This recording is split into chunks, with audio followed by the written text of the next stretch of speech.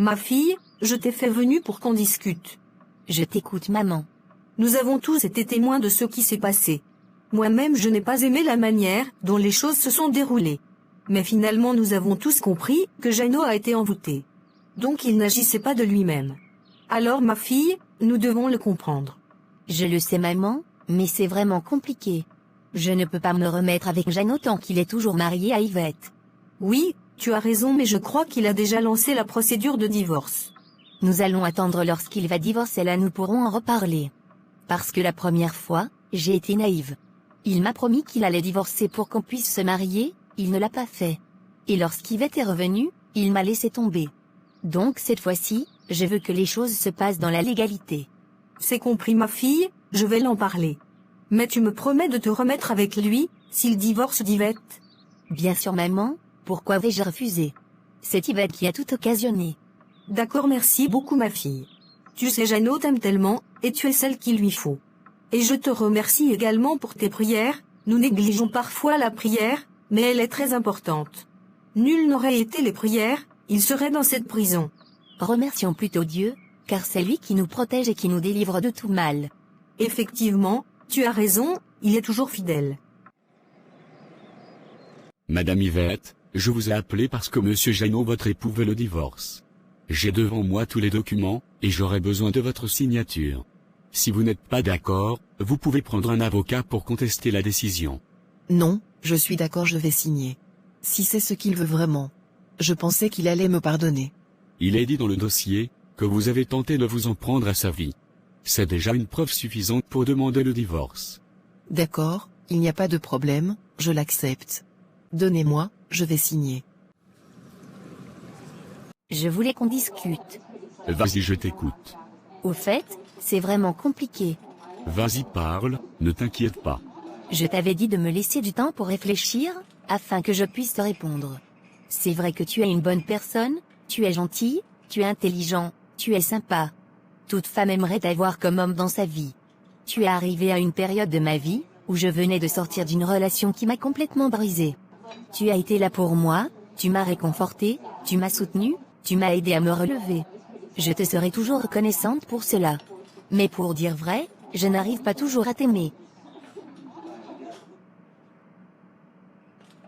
J'ai essayé mais je n'arrive pas, et je ne veux pas vraiment te faire du mal. J'aime toujours mon ex. Nous avons réparé les choses entre nous, nous nous sommes compris, et nous avons décidé de reprendre. Donc, si je comprends bien, tu t'as juste servi de moi depuis tout ce temps. Non, pas du tout, puisque je t'avais déjà dit dès le départ que je n'étais pas du tout prête à me mettre en couple pour l'instant.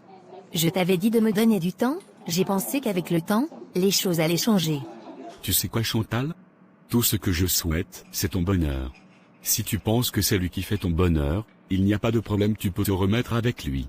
Ça me fait mal, c'est la vérité, mais au moins tu as été sincère avec moi. Je te souhaite une bonne chance, Chantal. Merci beaucoup pour ta compréhension. Tu es quelqu'un de bien, je te souhaite de trouver une bonne personne. Quant à moi, nous pouvons toujours rester amis si tu le veux. Non, Chantal, je ne le veux pas. Si je voulais de l'amitié, je te l'aurais dit dès le départ. Proposer de l'amitié à quelqu'un qui veut de l'amour, c'est comme donner du pain à une personne qui a soif. D'accord, j'ai compris, je suis désolée alors. Si tu penses réellement que tu as fait le bon choix, ne sois pas désolé pour cela. Ça a été un plaisir de faire ta connaissance, Chantal. Bonsoir ma fille. Bonsoir mon père. Pourquoi êtes-vous assise si triste? Mon père, j'ai fait assez de mal dans ma vie. Je m'en veux tellement. Vous permettez que je m'assoie auprès de vous, pour qu'on en discute? Oui, vous pouvez vous asseoir. Allez-y, expliquez-moi.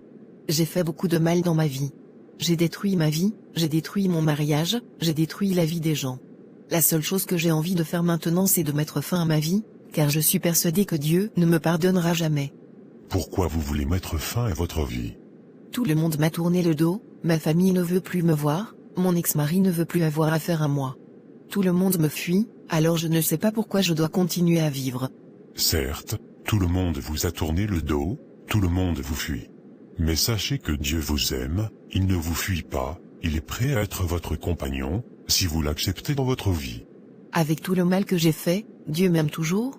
Et il peut être mon compagnon si je le veux, est-ce que c'est vrai? C'est la vérité ma fille, Dieu aime les pécheurs, mais il n'aime pas le péché. Jésus-Christ n'est pas venu pour ceux qui se portent bien, il est plutôt venu pour ceux qui sont malades afin de les sauver s'ils croient en lui. Si vous confessez vos péchés, Dieu est fidèle et juste pour vous les pardonner, et pour vous purifier. C'est la vérité mon Père? Il va me pardonner pour toutes les mauvaises choses que j'ai faites? Bien sûr, lorsque vous allez accepter de lui donner votre vie. Vous serez désormais en Christ, vous serez une nouvelle créature. Toutes les choses anciennes, que vous avez eu à faire dans le passé, ne compteront plus devant Dieu, toutes les choses seront nouvelles. Si vous décidez de l'accepter dans votre vie, il va vous transformer, et tout ce que vous avez perdu dans le passé, il va vous donner plus que ça. Si vous lui faites confiance, et que vous le servez comme il faut. Oui, je le veux, je l'accepte. Mais je dois payer combien pour cela? Vous ne payez rien, car Jésus-Christ a tout payé à la croix. Il n'y a pas de sacrifice à faire. Ce que vous devez juste faire, c'est de croire en lui, c'est d'obéir à ses paroles, et de le prier. Ça seulement. Oui, c'est tout. Si vous le faites, il sera toujours avec vous, il va vous protéger, il vous donnera tout ce que vous demanderez, si c'est sa volonté. C'est vraiment génial, je le veux. D'accord, ferme les yeux et prions.